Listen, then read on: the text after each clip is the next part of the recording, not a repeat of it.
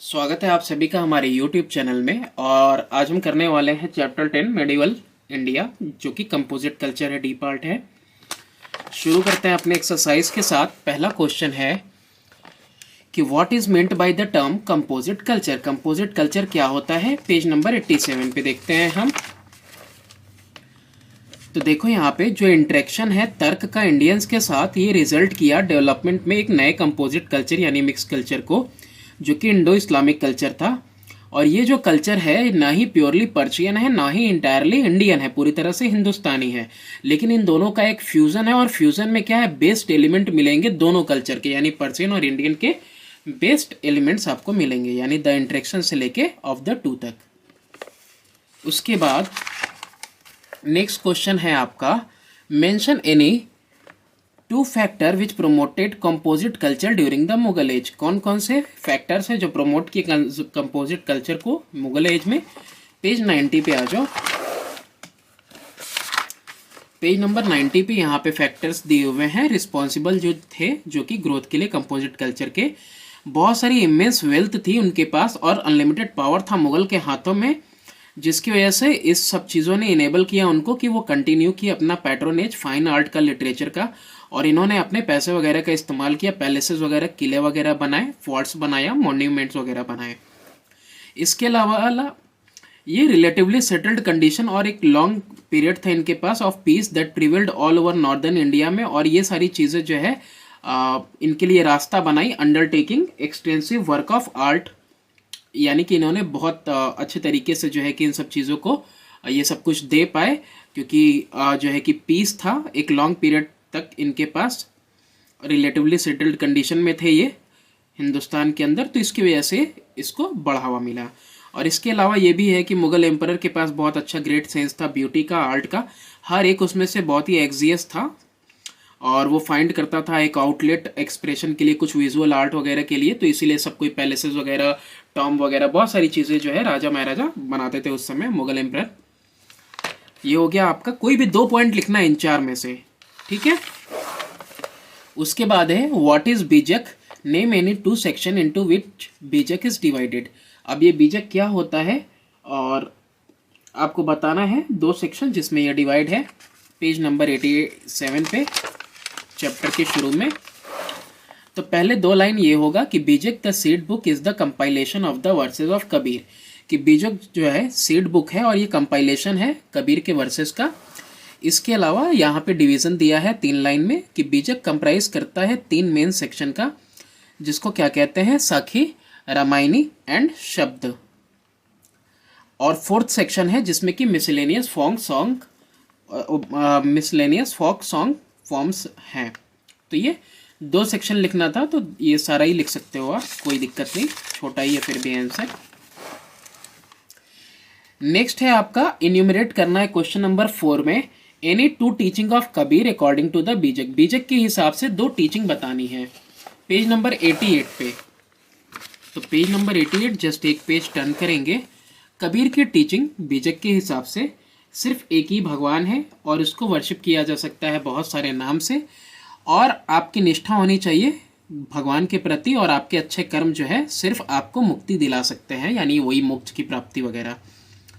एक इंसान को फ्री होना चाहिए डिसऑनेस्टी से, बेईमानी वगैरह से, हाइपोक्रेसी वगैरह से बिल्कुल बरी होना चाहिए गॉड तक पहुंचने के लिए। इसमें भी बहुत सारे 6 पॉइंट हैं, आपको सिर्फ 2 पॉइंट लिखने हैं। क्वेश्चन नंबर 5 है आपके पास अब, who compiled Guru Granth Sahib, why is it called the living गुरु। आखिर किसने जो है गुरु ग्रंथ साहिब को कंपाइल किया और क्यों इसको लिविंग गुरु कहा जाता है। पेज नंबर 88 पे जब बात होती है कंपाइलेशन की, तो देखो यहाँ पे थोड़ा सा इसको करीब कर ले। हाँ, तो देखो गुरु ग्रंथ साहिब जो है वो कैसे कंपाइल हुआ, कि जो 5वें गुरु थे, यहाँ से स्टार्ट करेंगे, जो 5वें सिख गुरु थे, गुरु अर्जन देव, कंपाइल किए गुरु नानक देव के हाइम को, और with those of his 4 successor, अपने 4 सक्सेसर के साथ, और दूसरे अदर रिलीजियस प्रीचर भी थे, जैसे कि बाबा फरीद थे, रविदास थे और कबीर थे। और कबीर थे इन द आदि ग्रंथ साहिब में, अमृतसर में, अमृतसर पंजाब में। गुरु गोविंद सिंह जो 10वें गुरु थे, इन्होंने इंक्लूड किया अपना खुद का composition included the composition 9th गुरु का, गुरु तेग बहादुर का, और कपलेट अपना खुद का भी कपलेट डाला। और इस स्क्रिप्चर को बाद में कहा गया गुरु ग्रंथ साहिब। तो इस तरह से गुरु ग्रंथ साहिब पूरी तरह से कंपाइल हुआ। इसके बाद इसको लिविंग जो है कि गुरु क्यों कहते हैं, तो उसके लिए यहाँ आना पड़ेगा आपको कि गुरु ग्रंथ साहिब को कंसिडर किया जाता है सिख के द्वारा कि स्पिरिचुअल गाइड है, ना कि सिर्फ जो है किसी एक के लिए, उनके लिए, बल्कि पूरी की पूरी इंसानियत के लिए। तो इसीलिए इसको इन्होंने क्या कहा है, लिविंग गुरु कहा है। और इसके पास सारे जवाब है जो कि रिलीजन और नैतिकता यानी कि धर्म और नैतिकता के बारे में जितने सवाल हैं उन सब के जवाब इसके अंदर हैं। तो ये लास्ट की 5 लाइन्स भी लिखनी है कंपाइलेशन के बाद। इसको लिविंग गुरु क्यों कहा जाता है इसके लिए। अब देखो इसके बाद है क्वेश्चन नंबर 7 कि विच अच्छा नहीं, यहाँ state any 2 teaching of Guru Nanak according to the Guru Granth Sahib. Guru Granth Sahib के हिसाब से गुरु नानक की टीचिंग बताइए। तो पेज नंबर 88 सेम पेज पे आएंगे। यहाँ पे है गुरु नानक की टीचिंग, बहुत सारी है, सिर्फ 2 देख लो। गुरु नानक प्रीच करते थे कि यूनिटी ऑफ गॉड, की गॉड एक ही है और मैनकाइंड की यूनिटी पे भरोसा रखते थे। इसके अलावा वो वकालत करते थे इस बात की कि इंसान को निष्ठा होनी चाहिए भगवान की तरफ इन प्लेस ऑफ रिचुअलिज्म, की मतलब बहुत सारे ये सब वो सब करने के लिए, रिचुअल वगैरह परफॉर्म करने से अच्छा डिवोशन निष्ठा जरूरी है। और वो बिलीव करते थे कि सिर्फ एक ही भगवान है और वो है इटर्नल ट्रुथ, और वही उसी ने सब कुछ बनाया है। तो 2 पॉइंट इसमें से लिखने हैं। इसके बाद है question number 7 which Sufi saint tomb is enshrined in the Ajmer Sharif dargah, what was his main belief, और उनका मेन बिलीफ क्या था। तो यहाँ पे देखो पेज नंबर 89 पे आ जाओ।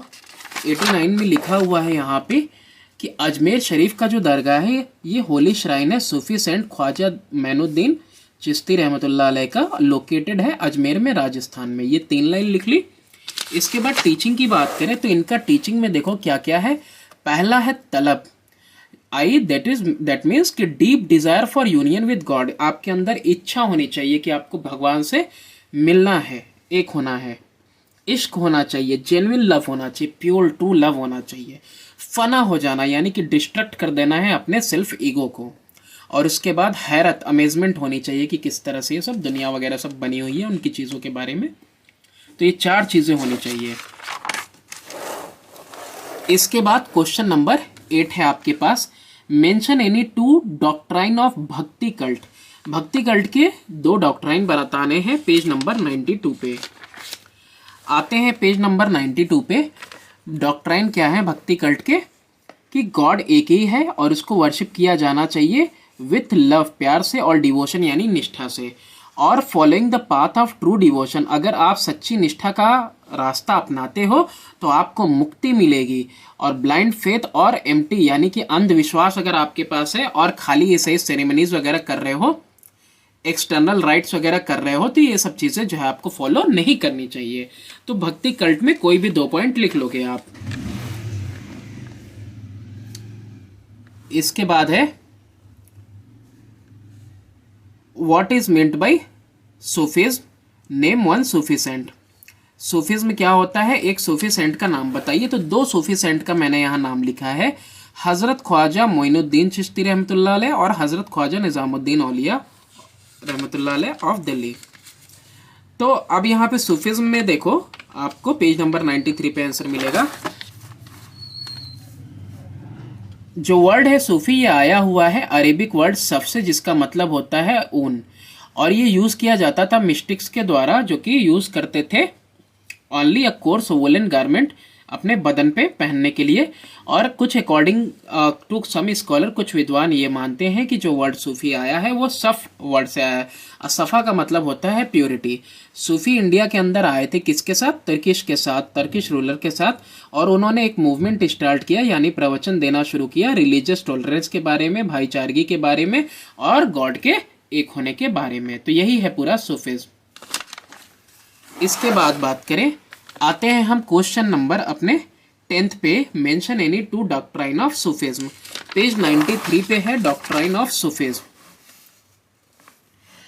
देखो फंडामेंटल यूनिटी बेसिक चीज क्या है कि यूनिटी होना चाहिए ऑल रिलीजन का। एक आदमी भगवान तक तभी हो सकता है जब उसके अंदर पर्सनल डिवोशन यानी खुद की निष्ठा हो उसकी, and not through empty rituals, यानी खाली मन से अगर कुछ भी कर रहा हो तो उससे नहीं वो भगवान तक पहुंचेगा। निष्ठा होनी चाहिए, इक्वलिटी और ब्रदरहुड होना चाहिए सारे ही लोगों के अंदर, इर्रिस्पेक्टिव ऑफ कास्ट वगैरह, कलर, क्रीड और रिलीजन। तो इस ऐसी भाईचारगी रहेगी इन सब के आधार पे नहीं होनी चाहिए, मतलब एक जुटता होनी चाहिए, डिस्क्रिमिनेशन नहीं होना चाहिए इन सब के बेसिस पे, तभी वो जो है पहुंच सकते हैं भगवान तक। तो ये सब चीज़ें ये फॉलो करते थे सूफीज़, यही इनकी डॉक्ट्राइन थी। उसके बाद है कि write a short note on the life of Saint Francis Xavier. Answer 11 page 94 पे आना होगा। पेज 94 पे आइए, देखिए सेंट फ्रांसिस जेवियर को। सेंट फ्रांसिस जेवियर जो है पैदा हुए हैं अप्रैल 7 में 1506 में। देखो जितना मैं रीड कर रहा हूँ ना उतना ही आपको लिखना है बस। सेंट फ्रांसिस जेवियर पैदा हुए थे 7 अप्रैल 1506 में कैसल ऑफ जेवियर में, स्पेन के अंदर। जब उन्होंने कंप्लीट कर लिया था अपना पढ़ाई लिखाई और वर्किंग एज टीचर कुछ समय के लिए काम किया, सेंट जेवियर ने डिस्प्ले किया जील और चैरिटी और अटेंड किया वो बीमारों को हॉस्पिटल के अंदर। यहाँ तक लिखने के बाद हॉस्पिटल तक आप यहाँ आना। उसके बाद वो जाते थे स्ट्रीट यानी गलियों में, एक छोटा सा बेल लेके बजाते थे और बच्चों को इनवाइट करते थे कि बच्चों आओ सुनो कुछ भगवान के बारे में कुछ शब्द।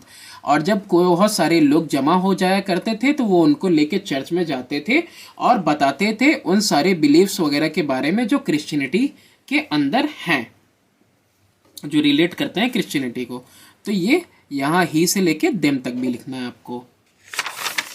इसके बाद है स्ट्रक्चर्ड क्वेश्चन। अब स्ट्रक्चर्ड क्वेश्चन में देखो सबसे पहला स्ट्रक्चर्ड क्वेश्चन है with reference to the sources of composite culture in India state the significance of the following. Bijak का सिग्निफिकेंस आंसर नंबर 3 में ही तुमको मैंने करवाया है, वही लिखना कि बीजक क्या होता है ना। गुरु ग्रंथ साहिब, इसके लिए पेज 88 पे देख लो कि इसका क्या वो जो है कि सिग्निफिकेंस है। 88 पे गुरु ग्रंथ साहिब का सिग्निफिकेंस देखो।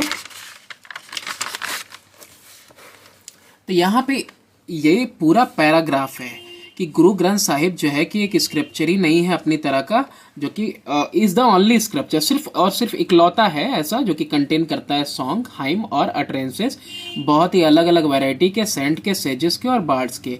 ये शो करता है कि अर्जन देव वो चाहते थे अफर्म करना फंडामेंटल यूनिटी को सारे रिलीजन के, और यूनिटरी कैरेक्टर होना चाहिए सारे, और वो कहते थे कि यूनिटरी कैरेक्टर है सारे मिस्टिक एक्सपीरियंस का, और यही सारी चीज़ें थी। इट इज़ इंडीड कि एक magnificent compendium of religion, mistake और मेटाफिजिकल मतलब जिसका कोई फिजिकल स्टेट ना हो, पोएट्री का रिटन किया गया और अटर किया गया था, जो 12वीं 17वीं शताब्दी में अलग अलग पार्ट में इंडिया के। तो इसको जो है कि मतलब उसके अंदर लिया गया है, और it is also at the same time उसी टाइम एक मिरर था सोशोलॉजिकल, इकोनॉमिक और पॉलिटिकल कंडीशन का उन दिनों का, तो वो भी इसमें मिलेगा आपको। इसके अलावा तो ये इम्पोर्टेंस है गुरु ग्रंथ साहिब का। अजमेर शरीफ का क्या इम्पोर्टेंस है, तो आंसर नंबर 7 में देख लेना कि अजमेर शरीफ में जो दरगाह है वो किनकी है, और ये जो है कि कौन कौन सा सूफी सेंट वगैरह थे। और नहीं तो अजमेर शरीफ के लिए यहाँ पे आप देख सकते हो पेज नंबर 89 पे, ठीक है। अजमेर शरीफ के बारे में ख्वाजा मोइनुद्दीन चिश्ती जो है आए थे इंडिया में महमूद ऑफ गजनी के साथ, और जो है कि अपना हेडक्वार्टर बनाया था अपने जो है कि डेथ तक AD 1236 में। तो ये भी अजमेर शरीफ के बारे में शुरुआत से लिखना तो यहाँ से लेके पूरा यहाँ तक लिखना आप। इसके बाद बात करते हैं सेकंड वाला है। सेकंड वाले में देखो पहला वाला हो गया कंपोजिट कल्चर, सेकंड है सूफिज्म लिबरल रिफॉर्म था, आज़ाद ख्यालात था, मूवमेंट था विद इन इस्लाम के अंदर में ही। With reference to Sufism right short note on the following. Devotion to God, short note बहुत छोटा छोटा लिखना है। तो डिवोशन टू गॉड में डॉक्ट्राइन ऑफ सूफिज्म में आएंगे आंसर नंबर 10। तो देखो सूफिज्म में था क्या,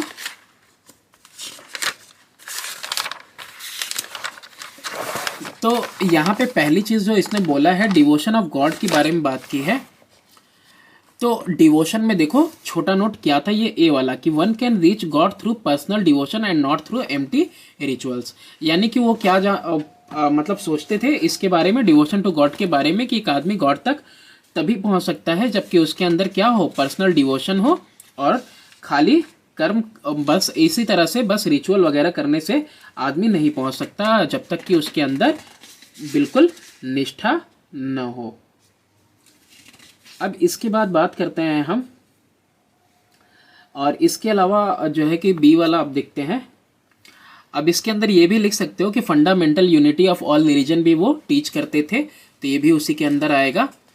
और इसके अलावा एक और चीज़ है, ये 1, 2 और तीसरा लास्ट पॉइंट भी लिख सकते हो आप कि इनर प्योरिटी और सेल्फ डिसिप्लिन जो है बहुत ही इसेंशियल है अगर आपको भगवान के बारे में जानना है, गॉड के बारे में जानना है। तो ये सूफिज्म का है पहले के लिए, फर्स्ट के लिए 3 चीज़ें हैं।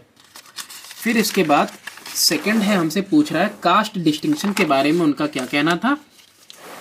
तो कास्ट डिस्टिंक्शन के बारे में देखो क्या कहना है उनका कि इक्वलिटी और ब्रदरहुड सिखाते थे of all human being is respective of caste, colour, creed and religion. ठीक है, तो ये हो जाएगा आपका कास्ट डिस्टिंक्शन के बारे में क्या मतलब उनकी टीचिंग थी, क्या सोच थी। नोट्स लिखना है ना, छोटे छोटी बातें बतानी है। यूनिटी ऑफ ऑल रिलीजन के बारे में, तो यूनिटी ऑफ ऑल रिलीजन की बात करो तो सूफिज्म बिलीव करता था यूनिटी ऑफ ऑल रिलीजन के बारे में।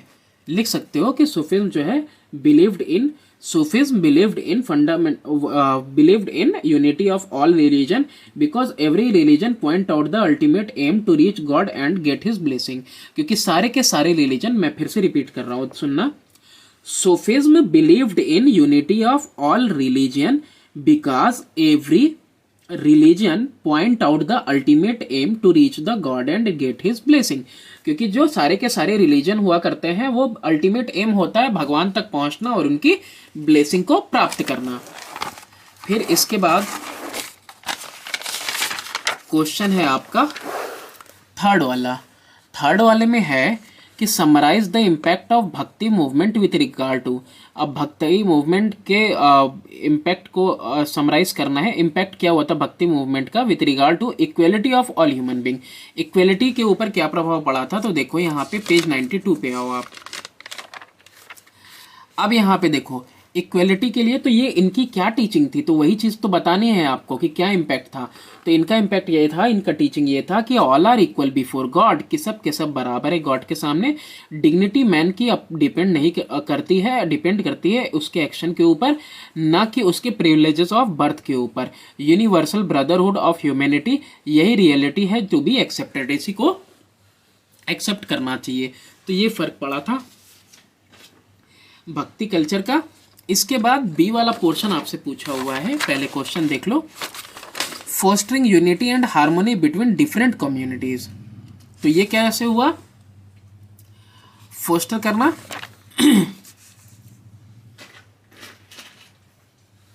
एक मिनट, फोस्टरिंग का मैं एक मीनिंग देख लूं।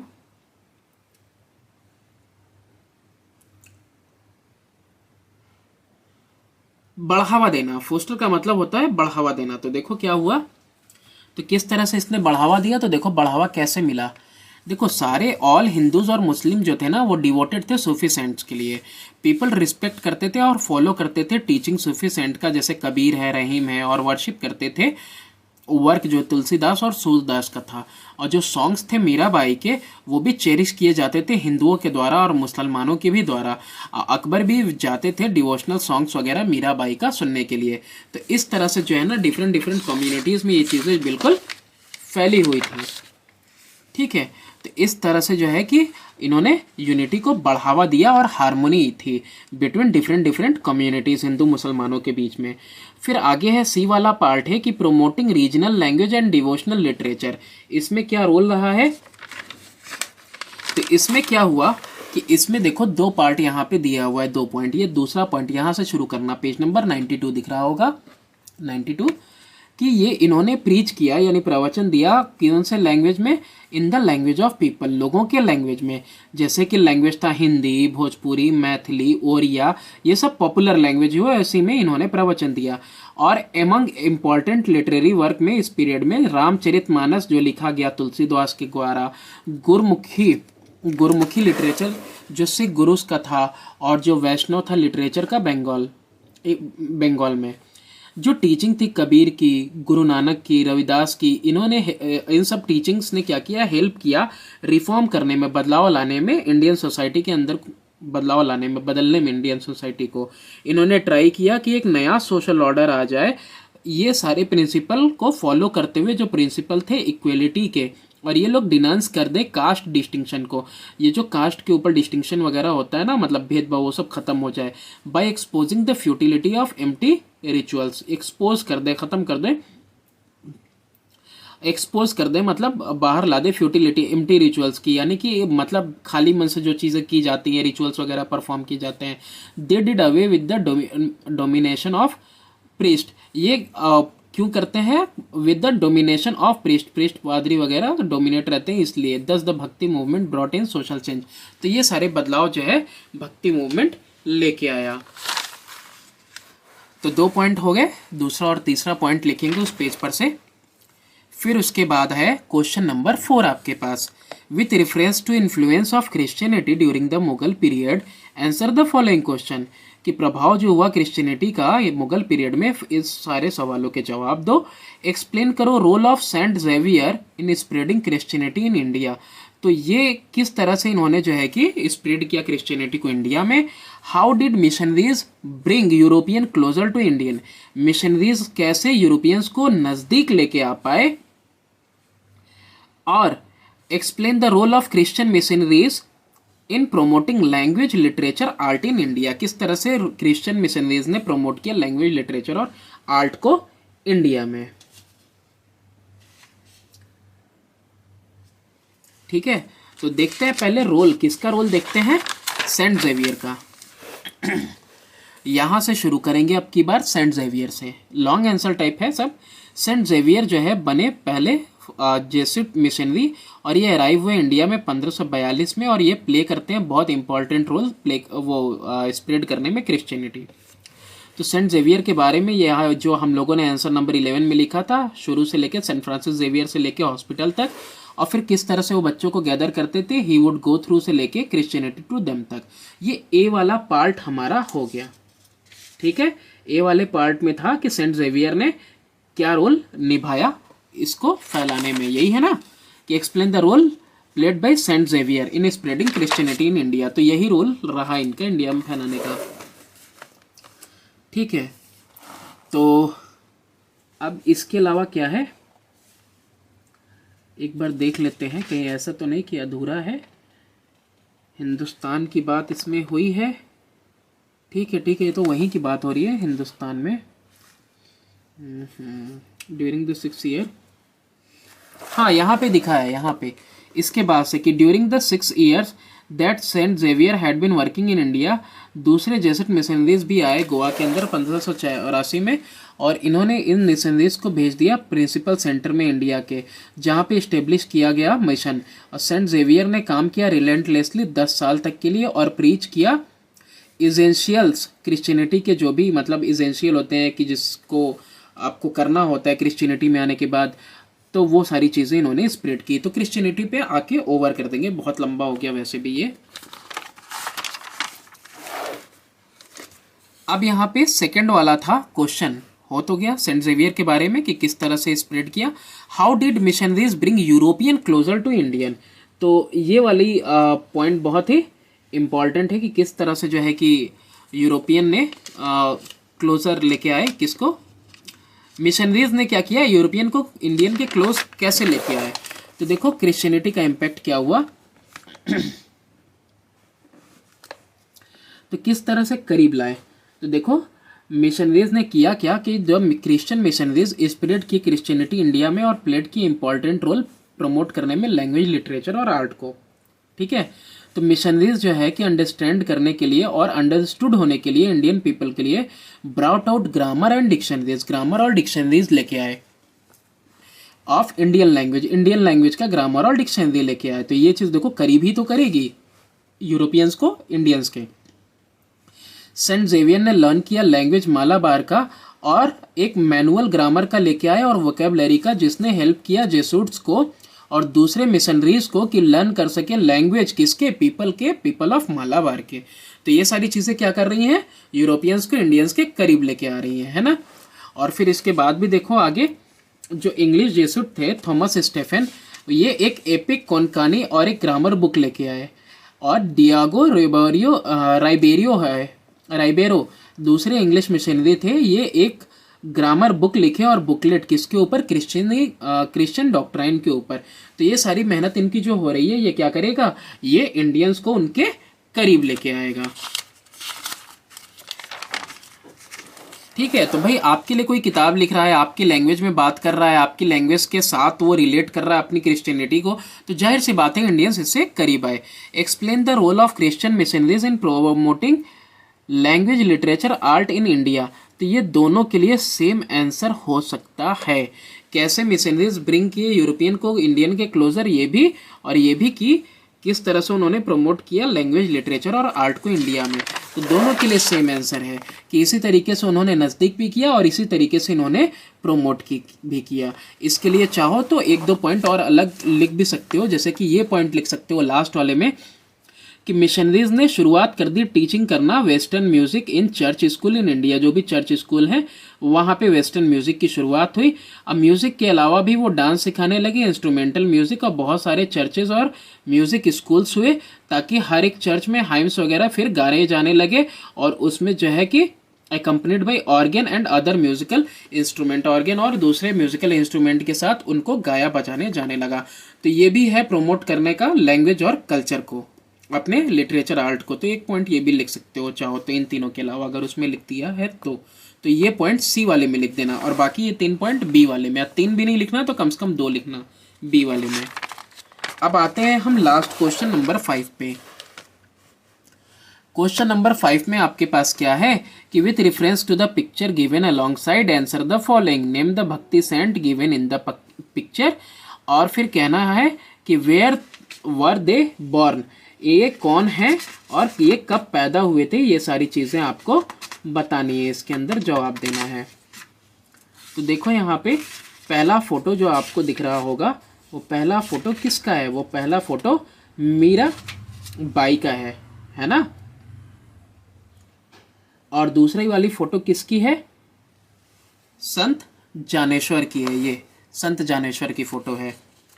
पेज नंबर 92 में देखो पहले इसको अच्छे से, तो देखो यहाँ पे पहली पिक्चर किसकी है, यही वाली फोटो है ना मीराबाई की। तो मीराबाई जो है कि राजस्थानी प्रिंसेस थी मेवाड़ की, जो कि रहती थी during the time of Mughal ruler Akbar. Mirabai इकलौती डॉटर थी राजपूत नोबल की, जिनकी शादी हुई थी भोजाराज से और वो उत्तराधिकारी था parent of Rana Sanga of Mewar का। ठीक है, बस इतना ठीक है। दूसरा संत जानेश्वर, यही तो है संत जानेश्वर। तो जानेश्वर या ज्ञानेश्वर जो थे 13वीं शताब्दी के सेंट थे, पोएट और फिलोसोफर थे महाराष्ट्र से। इनके बारे में लिखा नहीं है ना कहाँ पैदा हुए थे। तो यहाँ पे देखो, यहाँ पे है कि he was the second of the 4 children of Vitthal Pant and Rukmabai. Rukmabai और विथल पंत के चौथे दूसरे बेटे थे ऑफ द 4 चिल्ड्रन, 4 बेटों में से वो सेकंड थे। तो ये हो जाएगा संत जानेश्वर साहब के बारे में। अब यहाँ पे बी वाला पार्ट है कि how did the Sufi and bhakti movement foster the growth of, कैसे प्रोमोट किया growth of Indo Islamic culture. इसका आंसर हमने लिखा हुआ है कि देखो किस तरह से उसने फोस्टर यानी कि प्रोवोक किया, आगे बढ़ाया, प्रोमोट किया। It foster the feeling of Hindu Muslim unity. पहली बात तो बढ़ावा मिला हिंदू मुस्लिम यूनिटी को। सूफिज्म ने एक बहुत प्रभाव डाला, इन्फ्लुएंस किया पोएट के ऊपर, जो पोएट उस ज़माने के थे, जैसे कि अमीर खुसरो और मलिक मोहम्मद। और उसके बाद जायासी, जिन्होंने कंपोज किया पोएम किस लैंग्वेज में, पर्सियन में, हिंदी में, in praise of Sufi principle. Sufi principle वगैरह जो सिद्धांत थे उनको प्रेस करते हुए उन्होंने पोएम वगैरह लिखे पर्सियन और हिंदी में। ठीक है। इल के अलावा भक्ति, तो भक्ति ने क्या काम किया, तो ये सूफी ने काम किया, ठीक है, ये सूफी ने ये काम किया। अभी भक्ति ने क्या काम किया वो देखो। तो भक्ति सेंट जो थे, भक्ति सेंट ने भी प्रीच किया, यूनिवर्सल ब्रदरहुड के बारे में ही प्रवचन दिया और इम्फेसाइज यानी दबाव दिया किसके ऊपर, इक्वलिटी, हर एक इंसान इक्वल है, इक्वलिटी ऑफ ऑल मेन। और फिर उसके बाद है कि द भक्ति सेंट प्रीच करते थे in the language of the people, जो लोगों का लैंग्वेज है उसी लैंग्वेज में प्रीच करते थे, जैसे कि हिंदी था, भोजपुरी, मैथिली, ओरिया, ये पॉपुलर लैंग्वेज बना। Among important literary work of this period were, important literary work इस समय का क्या था, रामचरितमानस तुलसीदास के द्वारा, गुरमुखी लिटरेचर सिख गुरुस का, और वैष्णव लिटरेचर जो कि बंगाल में था, इन बंगाली या बंगाल। तो ये सारा का सारा जो है भक्ति जो है कि भक्ति मूवमेंट के हिसाब से था और ये सूफिज्म की तरफ से था। तो इन दोनों ने क्या किया, इस तरह से काम किया इंडो इस्लामिक कल्चर के ग्रोथ में। Mention any two teaching of this two saint, कह रहा है इन दोनों सेंट के आपको टीचिंग बताने हैं, यानी कि मीराबाई की टीचिंग और संत ज्ञानेश्वर के टीचिंग। सेम पेज पे आ जाएंगे जहां इनके बारे में लिखा हुआ है। स्वागत है आप सभी का हमारे YouTube चैनल में, और आज हम करने वाले हैं चैप्टर 10 मेडिवल इंडिया, जो कि कंपोजिट कल्चर है, डी पार्ट है। शुरू करते हैं अपने एक्सरसाइज के साथ। पहला क्वेश्चन है कि what is meant by the term composite culture, composite culture क्या होता है। पेज नंबर 87 पे देखते हैं हम। तो देखो यहाँ पे जो इंटरेक्शन है तर्क का इंडियंस के साथ, ये रिजल्ट किया डेवलपमेंट में एक नए कंपोजिट कल्चर यानी मिक्स कल्चर को, जो कि इंडो इस्लामिक कल्चर था।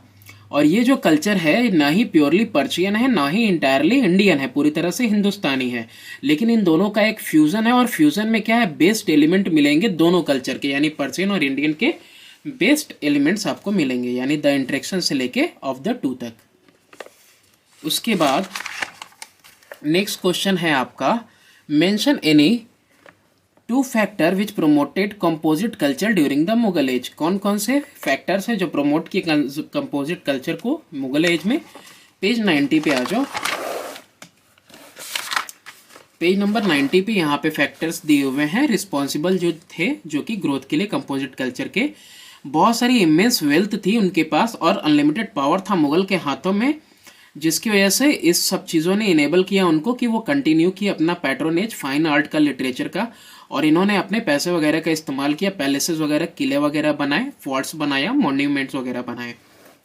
इसके अलावा ये रिलेटिवली सेटल्ड कंडीशन और एक लॉन्ग पीरियड था इनके पास of peace that prevailed all over northern India में, और ये सारी चीज़ें जो है इनके लिए रास्ता बनाई। Undertaking extensive work of art, यानी कि इन्होंने बहुत अच्छे तरीके से जो है कि इन सब चीज़ों को ये सब कुछ दे पाए, क्योंकि जो है कि पीस था एक लॉन्ग पीरियड तक इनके पास, रिलेटिवली सेटल्ड कंडीशन में थे ये हिंदुस्तान के अंदर, तो इसकी वजह से इसको बढ़ावा मिला।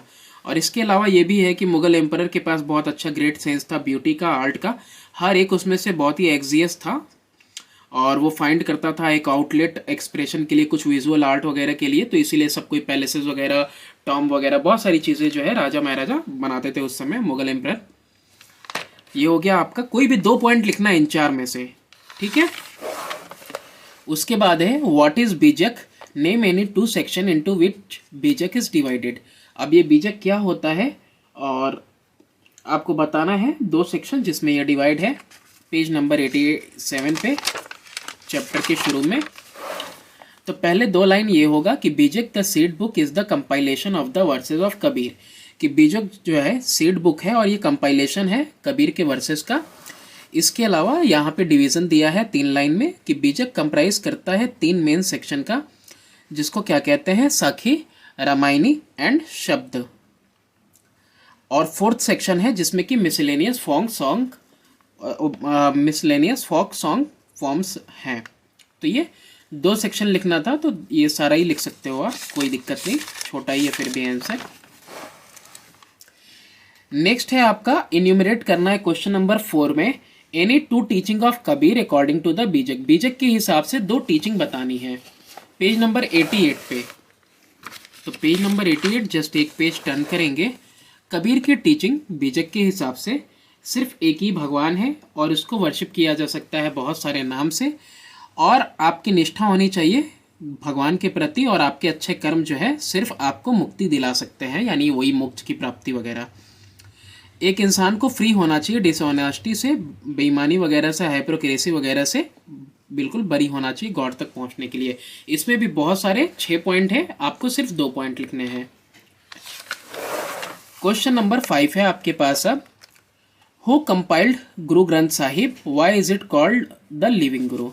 आखिर किसने जो है गुरु ग्रंथ साहिब को कंपाइल किया और क्यों इसको लिविंग गुरु कहा जाता है। पेज नंबर 88 पे जब बात होती है कंपाइलेशन की, तो देखो यहाँ पे थोड़ा सा इसको करीब कर ले।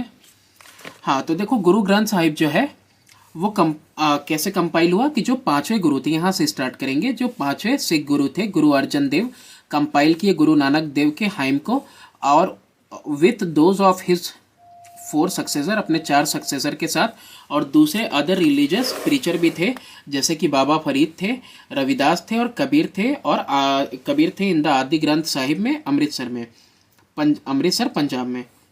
गुरु गोविंद सिंह जो 10वें गुरु थे, इन्होंने इंक्लूड किया अपना खुद का composition, included the composition 9th गुरु का, गुरु तेग बहादुर का, और कपलेट अपना खुद का भी कपलेट डाला, और इस स्क्रिप्चर को बाद में कहा गया गुरु ग्रंथ साहिब। तो इस तरह से गुरु ग्रंथ साहिब पूरी तरह से कंपाइल हुआ। इसके बाद इसको लिविंग जो है कि गुरु क्यों कहते हैं, तो उसके लिए यहाँ आना पड़ेगा आपको कि गुरु ग्रंथ साहिब को कंसिडर किया जाता है सिख के द्वारा कि स्पिरिचुअल गाइड है, ना कि सिर्फ जो है किसी एक के लिए, उनके लिए, बल्कि पूरी की पूरी इंसानियत के लिए। तो इसीलिए इसको इन्होंने क्या कहा है, लिविंग गुरु कहा है। और इसके पास सारे जवाब है जो कि रिलीजन और नैतिकता, यानी कि धर्म और नैतिकता के बारे में जितने सवाल हैं उन सब के जवाब इसके अंदर हैं। तो ये लास्ट की 5 लाइन्स भी लिखनी है कंपाइलेशन के बाद, इसको लिविंग गुरु क्यों कहा जाता है इसके लिए। अब देखो इसके बाद है क्वेश्चन नंबर 7 कि विच अच्छा नहीं, यहाँ state any 2 teaching of Guru Nanak according to the Guru Granth Sahib. Guru Granth Sahib के हिसाब से गुरु नानक की टीचिंग बताइए। तो पेज नंबर 88 सेम पेज पे आएंगे। यहाँ पे है गुरु नानक की टीचिंग, बहुत सारी है, सिर्फ 2 देख लो। गुरु नानक प्रीच करते थे कि यूनिटी ऑफ गॉड, की गॉड एक ही है और मैनकाइंड की यूनिटी पे भरोसा रखते थे। इसके अलावा वो वकालत करते थे इस बात की कि इंसान को निष्ठा होनी चाहिए भगवान की तरफ इन प्लेस ऑफ रिचुअलिज्म, की मतलब बहुत सारे ये सब वो सब करने के लिए, रिचुअल वगैरह परफॉर्म करने से अच्छा डिवोशन, निष्ठा जरूरी है। और वो बिलीव करते थे कि सिर्फ एक ही भगवान है और वो है इटर्नल ट्रुथ, और वही उसी ने सब कुछ बनाया है। तो 2 पॉइंट इसमें से लिखने हैं। इसके बाद है question number 7, which Sufi saint tomb is enshrined in the Ajmer Sharif dargah, what was his main belief, और उनका मेन बिलीफ क्या था। तो यहाँ पे देखो पेज नंबर 89 पे आ जाओ। 89 में लिखा हुआ है यहाँ पे कि अजमेर शरीफ का जो दरगाह है ये होली श्राइन है सूफी सेंट ख्वाजा मैनुद्दीन चिश्ती रहमतुल्लाह अलैह का, लोकेटेड है अजमेर में, राजस्थान में। ये 3 लाइन लिख ली। इसके बाद टीचिंग की बात करें तो इनका टीचिंग में देखो क्या क्या है। पहला है तलब, दैट मीन्स कि deep desire for union with God, आपके अंदर इच्छा होनी चाहिए कि आपको भगवान से मिलना है, एक होना है। इश्क होना चाहिए, जेन्युइन लव होना चाहिए, प्योर ट्रू लव होना चाहिए। फना हो जाना, यानी कि डिस्ट्रक्ट कर देना है अपने सेल्फ ईगो को। और उसके बाद हैरत, अमेजमेंट होनी चाहिए कि किस तरह से ये सब दुनिया वगैरह सब बनी हुई है, उनकी चीज़ों के बारे में। तो ये 4 चीज़ें होनी चाहिए। इसके बाद क्वेश्चन नंबर 8 है आपके पास, मेंशन एनी 2 डॉक्ट्राइन ऑफ भक्ति कल्ट। भक्ति कल्ट के 2 डॉक्ट्राइन बताने हैं। पेज नंबर 92 पे आते हैं। पेज नंबर 92 पे डॉक्ट्राइन क्या है भक्ति कल्ट के, कि गॉड एक ही है और उसको वर्शिप किया जाना चाहिए विथ लव, प्यार से, और डिवोशन यानी निष्ठा से, और following the path of true devotion. अगर आप सच्ची निष्ठा का रास्ता अपनाते हो तो आपको मुक्ति मिलेगी। और ब्लाइंड फेथ और एम्प्टी यानी कि अंधविश्वास अगर आपके पास है और खाली ऐसे सेरेमनीज वगैरह कर रहे हो, एक्सटर्नल राइट्स वगैरह कर रहे हो, तो ये सब चीज़ें जो है आपको फॉलो नहीं करनी चाहिए। तो भक्ति कल्ट में कोई भी 2 पॉइंट लिख लोगे आप। इसके बाद है what is meant by Sufism, name one Sufi saint. Sufism क्या होता है, एक सूफी सेंट का नाम बताइए। तो दो सूफी सेंट का मैंने यहाँ नाम लिखा है, हज़रत ख्वाजा मोइनुद्दीन चिश्ती रहमतुल्लाह अलैह और हज़रत ख्वाजा निज़ामुद्दीन औलिया रहमतुल्लाह अलैह ऑफ दिल्ली। तो अब यहाँ पे सूफीज्म में देखो, आपको पेज नंबर 93 पे आंसर मिलेगा। जो वर्ड है सूफी, ये आया हुआ है अरेबिक वर्ड सफ से, जिसका मतलब होता है ऊन, और ये यूज़ किया जाता था मिस्टिक्स के द्वारा, जो कि यूज़ करते थे only a course woollen garment अपने बदन पे पहनने के लिए। और कुछ अकॉर्डिंग टू सम स्कॉलर, कुछ विद्वान ये मानते हैं कि जो वर्ड सूफी आया है वो सफ वर्ड से आया है। सफ़ा का मतलब होता है प्योरिटी। सूफी इंडिया के अंदर आए थे किसके साथ, तुर्किश के साथ, तुर्किश रूलर के साथ, और उन्होंने एक मूवमेंट स्टार्ट किया, यानी प्रवचन देना शुरू किया रिलीजियस टॉलरेंस के बारे में, भाईचारगी के बारे में और गॉड के एक होने के बारे में। तो यही है पूरा सूफिज्म।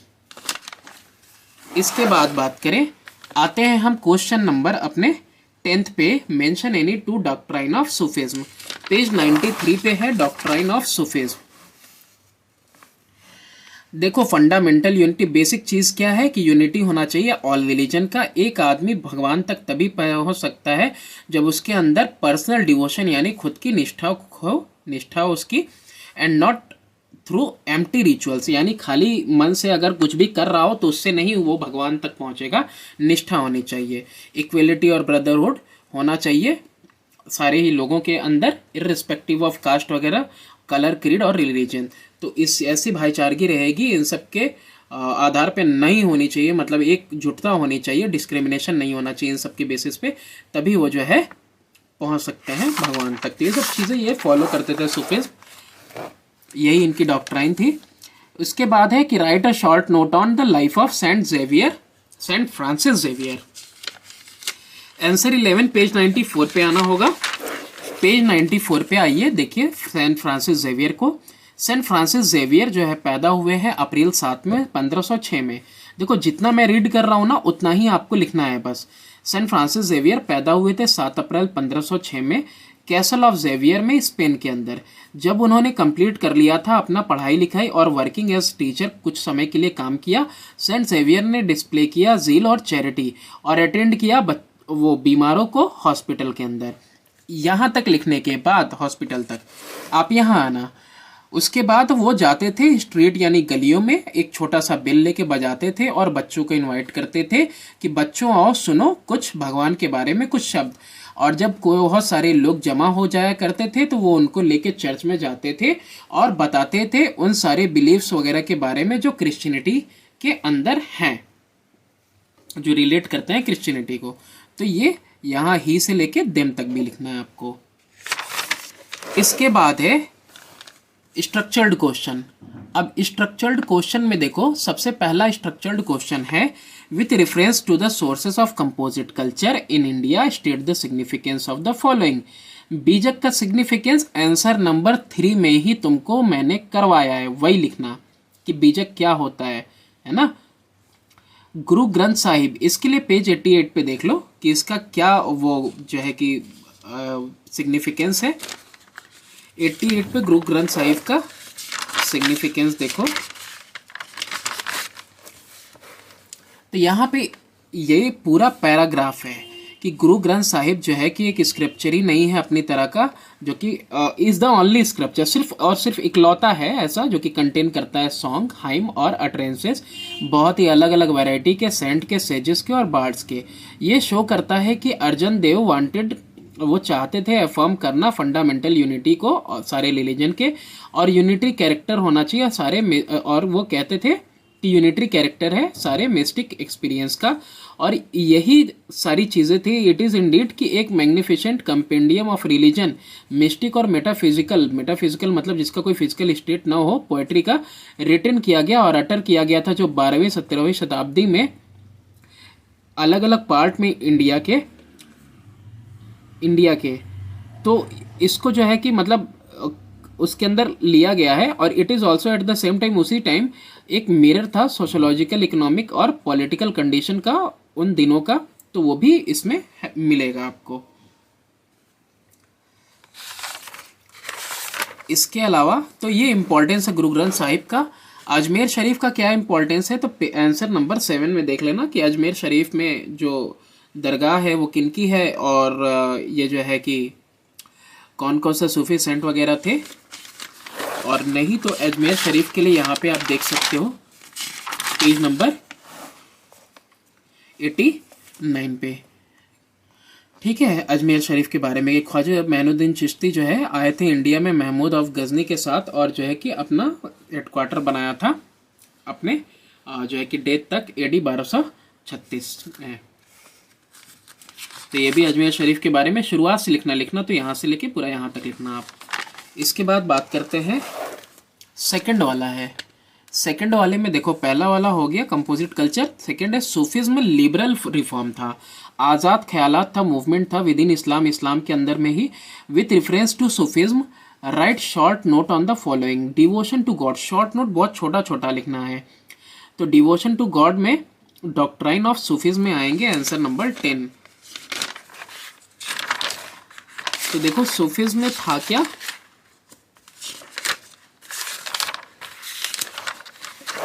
तो यहाँ पे पहली चीज जो इसने बोला है डिवोशन ऑफ गॉड के बारे में बात की है। तो डिवोशन में देखो छोटा नोट क्या था, ये ए वाला कि one can reach God through personal devotion and not through empty rituals, यानी कि वो क्या मतलब सोचते थे इसके बारे में, डिवोशन टू गॉड के बारे में, कि एक आदमी गॉड तक तभी पहुंच सकता है जबकि उसके अंदर क्या हो, पर्सनल डिवोशन हो, और खाली कर्म बस इसी तरह से बस रिचुअल वगैरह करने से आदमी नहीं पहुंच सकता जब तक कि उसके अंदर बिल्कुल निष्ठा न हो। अब इसके बाद बात करते हैं हम, और इसके अलावा जो है कि बी वाला आप देखते हैं। अब इसके अंदर ये भी लिख सकते हो कि fundamental unity of all religion भी वो टीच करते थे, तो ये भी उसी के अंदर आएगा। और इसके अलावा एक और चीज़ है, ये 1, 2 और तीसरा और लास्ट पॉइंट भी लिख सकते हो आप कि इनर प्योरिटी और सेल्फ डिसिप्लिन जो है बहुत ही इसेंशियल है अगर आपको भगवान के बारे में जानना है, गॉड के बारे में जानना है। तो ये सूफिज्म का है पहले के लिए, फर्स्ट के लिए 3 चीज़ें हैं। फिर इसके बाद सेकंड है, हमसे पूछ रहा है कास्ट डिस्टिंक्शन के बारे में उनका क्या कहना था। तो कास्ट डिस्टिंक्शन के बारे में देखो क्या कहना है उनका कि इक्वलिटी और ब्रदरहुड सिखाते थे of all human being is respective of caste, colour, creed and religion. ठीक है, तो ये हो जाएगा आपका कास्ट डिस्टिंक्शन के बारे में क्या मतलब उनकी टीचिंग थी, क्या सोच थी। नोट्स लिखना है ना, छोटे छोटी बातें बतानी है। यूनिटी ऑफ ऑल रिलीजन के बारे में, तो यूनिटी ऑफ ऑल रिलीजन की बात करो तो सूफिज्म बिलीव करता था यूनिटी ऑफ ऑल रिलीजन के बारे में। लिख सकते हो कि सूफिज्म जो है Sufism believed in fundament believed in unity of all religion because every religion point out the ultimate aim to reach God and get his blessing. क्योंकि सारे के सारे रिलीजन, मैं फिर से रिपीट कर रहा हूँ सुनना, Sufism believed in unity of all religion because every religion point out the ultimate aim to reach the God and get his blessing. क्योंकि जो सारे के सारे रिलीजन हुआ करते हैं वो अल्टीमेट एम होता है भगवान तक पहुंचना और उनकी ब्लेसिंग को प्राप्त करना। फिर इसके बाद क्वेश्चन है आपका थर्ड वाला। थर्ड वाले में है कि समराइज द इम्पैक्ट ऑफ भक्ति मूवमेंट विथ रिगार्ड टू। अब भक्ति मूवमेंट के इम्पैक्ट को समराइज करना है। इम्पैक्ट क्या हुआ था भक्ति मूवमेंट का with regard to equality of all human being. Equality के ऊपर क्या प्रभाव पड़ा था, तो देखो यहाँ पे पेज 92 पे आओ आप।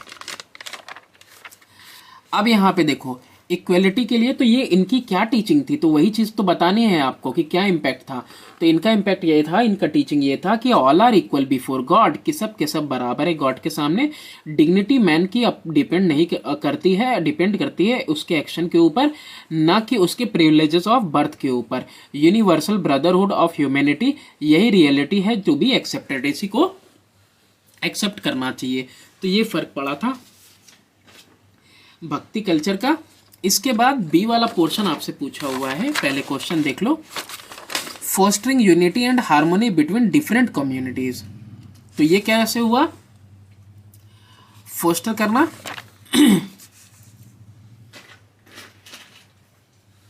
एक मिनट, फोस्टरिंग का मैं एक मीनिंग देख लूं।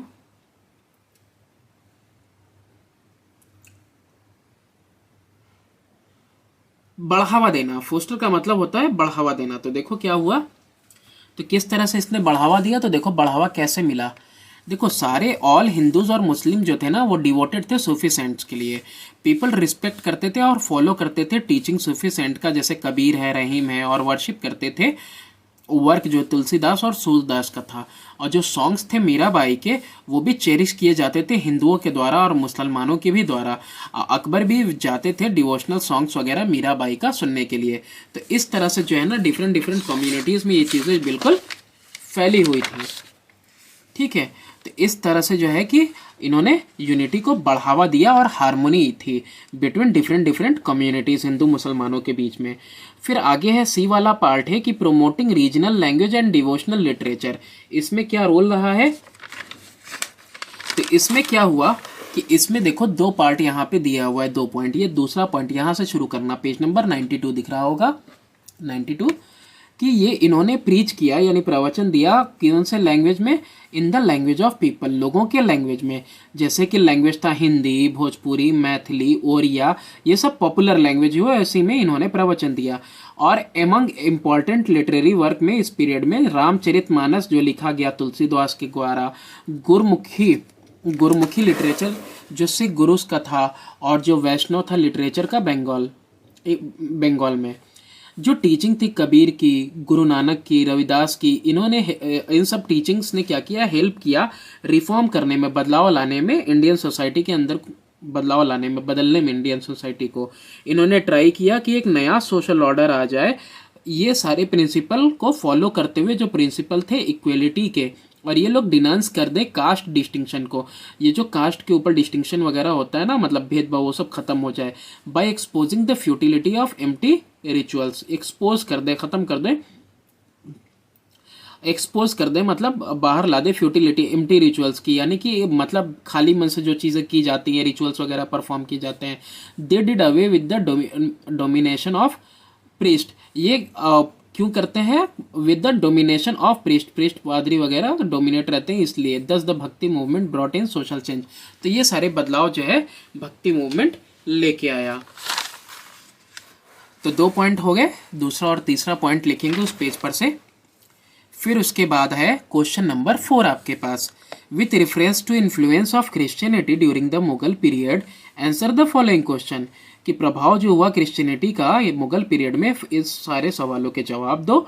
एक्सप्लेन करो role of Saint Xavier in spreading Christianity in India. तो ये किस तरह से इन्होंने जो है कि स्प्रेड किया क्रिश्चियनिटी को इंडिया में। How did missionaries bring European closer to Indian. Missionaries कैसे यूरोपियंस को नज़दीक लेके आ पाए। और explain the role of Christian missionaries in promoting language literature art in India. किस तरह से क्रिश्चियन मिशनरीज ने प्रमोट किया लैंग्वेज लिटरेचर और आर्ट को इंडिया में। ठीक है, तो देखते हैं पहले रोल, किसका रोल देखते हैं, सेंट जेवियर का। यहां से शुरू करेंगे अब की बार सेंट जेवियर से, लॉन्ग आंसर टाइप है सब। सेंट जेवियर जो है बने पहले जेसुइट मिशनरी, और ये अराइव हुए इंडिया में 1542 में, और ये प्ले करते हैं बहुत इंपॉर्टेंट रोल स्प्रेड करने में क्रिश्चियनिटी। तो सेंट जेवियर के बारे में यह जो हम लोगों ने आंसर नंबर 11 में लिखा था, शुरू से लेकर सेंट फ्रांसिस जेवियर से लेकर हॉस्पिटल तक, और फिर किस तरह से वो बच्चों को गैदर करते थे, ही वुड गो थ्रू से लेके क्रिश्चियनिटी टू देम तक। ये ए वाला पार्ट हमारा हो गया। ठीक है, ए वाले पार्ट में था कि सेंट जेवियर ने क्या रोल निभाया इसको फैलाने में, यही है ना, कि explain the role played by Saint Xavier in spreading Christianity in India. तो यही रोल रहा इनका इंडिया में फैलाने का। ठीक है, तो अब इसके अलावा क्या है, एक बार देख लेते हैं, कहीं ऐसा तो नहीं कि अधूरा है। हिंदुस्तान की बात इसमें हुई है, ठीक है ठीक है, ये तो वहीं की बात हो रही है हिंदुस्तान में। ड्यूरिंग द 6 ईयर, हाँ यहाँ पे दिखा है, यहाँ पे इसके बाद से कि during the 6 years that Saint Xavier had been working in India. दूसरे जेसुइट मिशनरीज भी आए गोवा के अंदर 1584 में, और इन्होंने इन मिशनरीज को भेज दिया प्रिंसिपल सेंटर में इंडिया के, जहाँ पे इस्टेब्लिश किया गया मिशन। और सेंट जेवियर ने काम किया रिलेंटलेसली 10 साल तक के लिए, और प्रीच किया इसेंशियल्स क्रिश्चियनिटी के जो भी मतलब इसेंशियल होते हैं कि जिसको आपको करना होता है क्रिश्चियनिटी में आने के बाद, तो वो सारी चीज़ें इन्होंने स्प्रेड की। तो क्रिश्चियनिटी पे आके ओवर कर देंगे, बहुत लंबा हो गया वैसे भी ये। अब यहाँ पे सेकंड वाला था क्वेश्चन, हो तो गया सेंट जेवियर के बारे में कि किस तरह से स्प्रेड किया। How did missionaries bring European closer to Indian. तो ये वाली पॉइंट बहुत ही इम्पॉर्टेंट है कि किस तरह से जो है कि यूरोपियन ने क्लोजर लेके आए, किसको, मिशनरीज ने क्या किया, यूरोपियन को इंडियन के क्लोज कैसे लेके आए। तो देखो क्रिश्चियनिटी का इम्पैक्ट क्या हुआ तो किस तरह से करीब लाए। तो देखो मिशनरीज ने किया क्या कि जब क्रिश्चियन मिशनरीज स्प्रेड की क्रिश्चियनिटी इंडिया में और प्लेड की इंपॉर्टेंट रोल प्रमोट करने में लैंग्वेज, लिटरेचर और आर्ट को। ठीक है, तो मिशनरीज जो है कि अंडरस्टैंड करने के लिए और अंडरस्टूड होने के लिए इंडियन पीपल के लिए brought out grammar and dictionaries, grammar और डिक्शनरीज लेके आए of Indian language, Indian language का ग्रामर और डिक्शनरी लेके आए। तो ये चीज़ देखो करीब ही तो करेगी यूरोपियंस को इंडियंस के। सेंट जेवियर ने लर्न किया लैंग्वेज मालाबार का और एक मैनुअल ग्रामर का लेके आए और वोकेबलरी का, जिसने हेल्प किया जेसूट्स को और दूसरे मिशनरीज को कि लर्न कर सके लैंग्वेज किसके, पीपल के, पीपल ऑफ मालाबार के। तो ये सारी चीज़ें क्या कर रही हैं, यूरोपियंस को इंडियंस के करीब लेके आ रही हैं, है ना। और फिर इसके बाद भी देखो आगे जो इंग्लिश जेसूट थे थॉमस स्टेफन, ये एक एपिक कोनकानी और एक ग्रामर बुक लेके आए। और डियागो राइबेरो दूसरे इंग्लिश मिशनरी थे, ये एक ग्रामर बुक लिखे और बुकलेट किसके ऊपर, क्रिश्चियन डॉक्ट्राइन के ऊपर। तो ये सारी मेहनत इनकी जो हो रही है ये क्या करेगा, ये इंडियंस को उनके करीब लेके आएगा। ठीक है, तो भाई आपके लिए कोई किताब लिख रहा है, आपकी लैंग्वेज में बात कर रहा है, आपकी लैंग्वेज के साथ वो रिलेट कर रहा है अपनी क्रिश्चियनिटी को, तो जाहिर सी बात है इंडियंस इससे करीब आए। Explain the role of Christian missionaries in promoting language, literature, art in India. तो ये दोनों के लिए सेम आंसर हो सकता है। कैसे मिशनरीज ब्रिंग किए यूरोपियन को इंडियन के क्लोजर, ये भी, और ये भी कि किस तरह से उन्होंने प्रमोट किया लैंग्वेज, लिटरेचर और आर्ट को इंडिया में।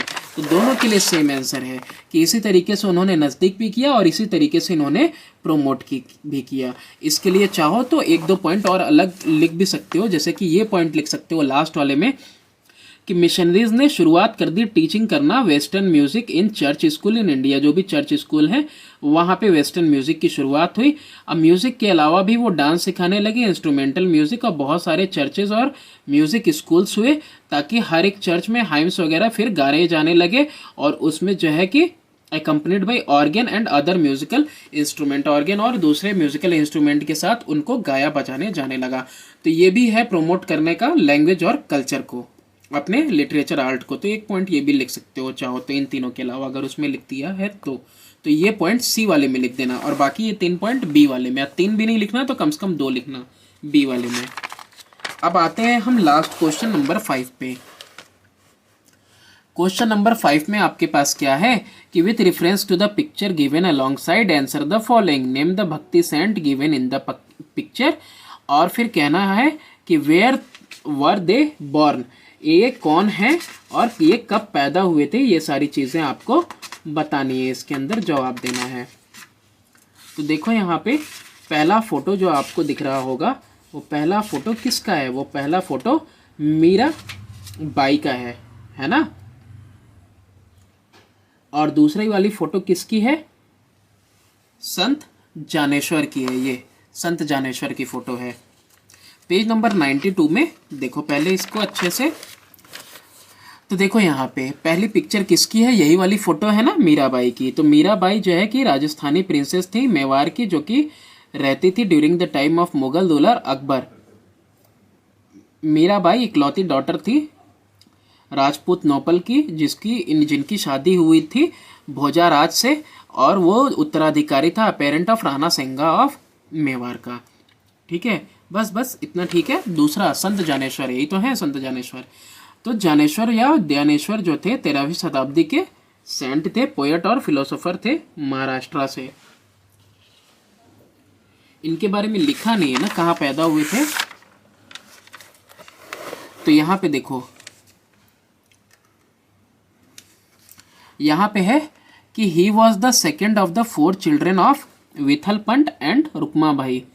रुक्माबाई और विथल पंत के चौथे दूसरे बेटे थे ऑफ द 4 चिल्ड्रन, 4 बेटों में से वो सेकंड थे। तो ये हो जाएगा संत ज्ञानेश्वर साहब के बारे में। अब यहाँ पे बी वाला पार्ट है कि how did the Sufi and bhakti movement foster the growth of, कैसे प्रोमोट किया growth of Indo Islamic culture.